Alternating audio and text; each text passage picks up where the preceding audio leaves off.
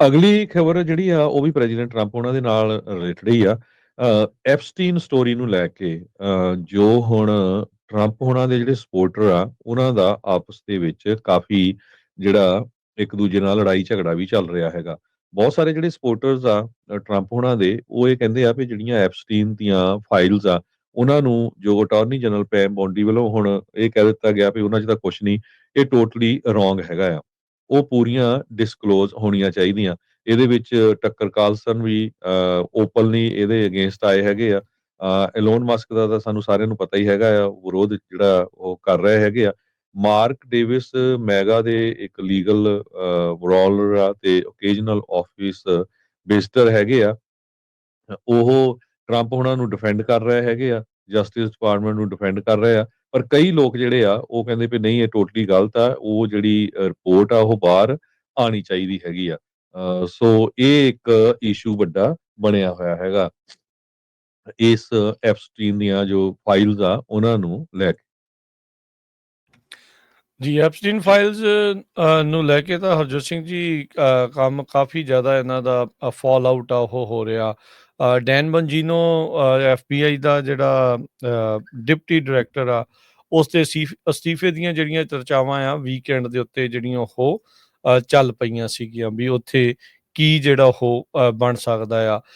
ਮਾਗਾ ਵਾਲੇ ਇਹ ਉਹੀ ਆ ਜਦੋਂ ਵੋਟਾਂ ਲੈਣੀਆਂ ਸੀ ਕਹਿੰਦੇ ਸੀਗੇ ਵੀ ਟਰੰਪ ਨੂੰ ਜਿਤਾਓ ਤਾਂ ਐਪਸਟੀਨ ਦੀ ਲਿਸਟ ਜਿਹੜੀ ਆ ਉਹ ਸਾਹਮਣੇ ਜਿਹੜੀ ਉਹ ਆਊਗੀ। ਸੋ ਹੁਣ ਮਸਲਾ ਜਿਹੜਾ ਇੰਪਲੋਡ ਜਿਹੜੀ ਉਹ ਕਹਿੰਦੇ ਵੀ ਪਾਰਟੀ ਆ ਇਸ ਬਾਬਤ ਲੈ ਕੇ ਜਿਹੜੀ ਉਹ ਹੋ ਰਹੀ ਹੈਗੀ ਆ। ਸੋ ਇੱਥੋਂ ਤੱਕ ਕਿ FBI ਨੇ ਜਿਹੜਾ ਪ੍ਰਿੰਸ ਐਂਡਰਿਊ ਆ ਜਿੱਥੇ ਇੰਗਲੈਂਡ ਨੂੰ ਜਾਣਾ, ਇੰਗਲੈਂਡ ਦਾ ਜਿਹੜਾ ਰਾਜਿਆਂ ਦੇ ਸ਼ਾਹੀ ਘਰਾਣੇ ਦੇ ਵਿੱਚੋਂ ਇੱਕ ਆ, ਉਸ ਦੀ ਇਨਵੈਸਟੀਗੇਸ਼ਨ ਆਲਰੇਡੀ FBI ਨੇ ਜਿਹੜੀ ਉਹ ਬੰਦ ਕਰ ਦਿੱਤੀ ਆ। ਪੈਮ ਬੌਂਡੀ ਉਹੀ ਨੇ ਜਿਨ੍ਹਾਂ ਨੇ ਬਹੁਤ ਸਾਰੇ ਜਿਹੜੇ ਇਨਫਲੂਐਂਸਰ, ਰਾਈਟ ਵਿੰਗ ਇਨਫਲੂਐਂਸਰ ਨੂੰ ਬੁਲਾ ਕੇ ਫੋਲਡਰਸ ਜਿਹੜੇ ਉਹ ਦਿੱਤੇ ਸੀ ਐਪਸਟੀਨ ਫਾਈਲਸ ਪਾਰਟ 1। ਉਹਨਾਂ ਨੇ ਬਿਆਨ ਉਦੋਂ ਦਿੱਤਾ ਸੀ ਐਪਸਟੀਨ ਫਾਈਲ ਮੇਰੇ ਡੈਸਕ ਦੇ ਉੱਤੇ ਪਈ ਆ, ਜਲਦ ਹੀ ਤੁਹਾਨੂੰ ਜਿਹੜਾ ਉਸ ਦੇ ਬਾਰੇ ਦੱਸਿਆ ਜਾਊਗਾ। ਅੱਜ ਉਹਨਾਂ ਨੂੰ ਉਹੀ ਜਿਹੜੀਆਂ ਗੱਲਾਂ ਆ ਉਹ ਜਿਹੜੀਆਂ ਸਮਝਾਉਣੀਆਂ ਆ ਉਹ ਔਖੀਆਂ ਹੋ ਰਹੀਆਂ ਆ। ਉਦੋਂ ਫਿਰ ਹੁਣ ਇਹ ਉਸ ਗੱਲ ਤੋਂ ਟਾਲਾ ਵੱਟ ਰਹੇ ਆ ਤੇ ਯੂ ਟਰਨ ਉਹਨਾਂ ਨੇ ਮਾਰਿਆ ਹੋਇਆ ਆ ਵੀ ਨਹੀਂ ਅਸੀਂ ਤਾਂ ਇੰਟਾਇਰਟੀ ਆਫ ਦੀ ਕੇਸ ਦੀ ਜਿਹੜੀ ਉਹ ਗੱਲ ਕਰ ਰਹੇ ਸੀਗੇ। ਜਿਹੜੀ ਵੀਡੀਓ ਇੱਕ ਜਾਰੀ ਕੀਤੀ ਗਈ ਹੈ ਪ੍ਰਿਜ਼ਨ ਨੂੰ ਜਿਹੜੀ ਉਹ ਲੈ ਕੇ ਆਨਲਾਈਨ ਜਿਹੜੇ ਲੋਕ ਆ ਮੈਟਾ ਡਾਟਾ ਦੇ ਕੇ ਕਹਿ ਰਹੇ ਆ, ਕਹਿੰਦੇ ਜੀ ਇਹ ਤਾਂ ਦੇਖੋ ਇਹਨਾਂ ਨੇ 2-3 ਵਾਰੀ ਐਡਿਟ ਕਰਕੇ ਜਿਹੜੀ ਆ ਉਹ ਪੇਸ਼ ਕੀਤੀ ਆ।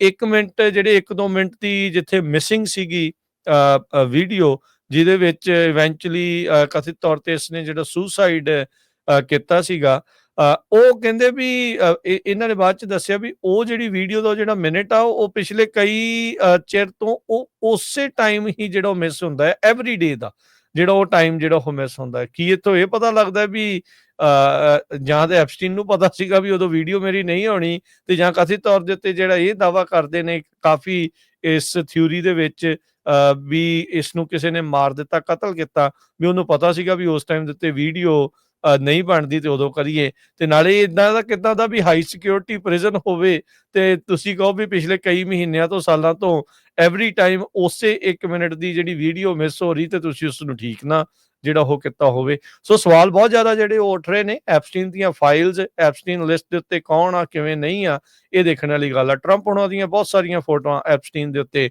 ਐਪਸਟੀਨ ਦੇ ਪ੍ਰਾਈਵੇਟ ਜਿਹੜੇ ਆਈਲੈਂਡ ਦੇ ਉੱਤੇ ਉਹਦੇ ਪ੍ਰਾਈਵੇਟ ਜਹਾਜ਼ ਦੇ ਵਿੱਚ ਜਿਹੜੇ ਉਹ ਜਾਂਦੇ ਰਹੇ। ਇੱਥੋਂ ਤੱਕ ਕਿ ਕੈਂਪੇਨ ਟ੍ਰੇਲ ਦੇ ਉੱਤੇ ਐਪਸਟੀਨ ਦੇ ਪ੍ਰਾਈਵੇਟ ਜੈਟ ਦੀ ਜਿਹੜੀ ਵਰਤੋਂ ਕੀਤੀ ਸੀ ਟਰੰਪ ਹੋਣਾ ਨੇ।